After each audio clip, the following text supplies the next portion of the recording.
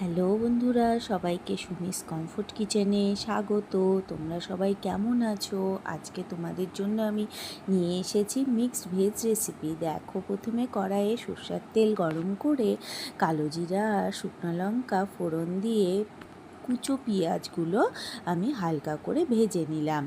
এইবার যে সবজিগুলো আমি কেটে রেখেছিলাম এগুলো আমি এক এক করে দিয়ে দিলাম। দেখো বন্ধুরা, সবজিগুলো হালকা করে নাড়াচাড়া করে এবার লবণ আর হলুদ দিয়ে কিন্তু ঢেকে দিতে হবে। বলো তো বন্ধুরা, এই রান্নাটিতে আমি কি কি সবজি ইউজ করেছি? এখানে আমি পটল, ঝিঙ্গা, বেগুন, পেঁপে, আলু এই কটা সবজি আমি এখানে ইউজ করে। তোমরা বলো যে এই রান্নাটি তোমাদের কার কার খুব ভালো লাগে। গরম ভাতের সাথে কিন্তু এই রান্নাটা হলে বেশ মন্দ হয় না। এবার আমি কিছু একটা টমেটো কুচি দিয়ে দিলাম এবং আর একটু ভালো করে নাড়াচাড়া করে সবজিটা দেখো খুব সুন্দরভাবে নরম হয়ে গেছে।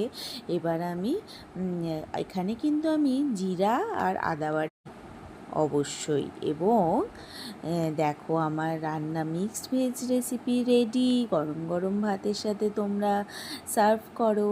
আর তোমরা অবশ্যই আমার চ্যানেলটি যদি ভালো লেগে থাকে সাবস্ক্রাইব করে দিও। টাটা বন্ধুরা।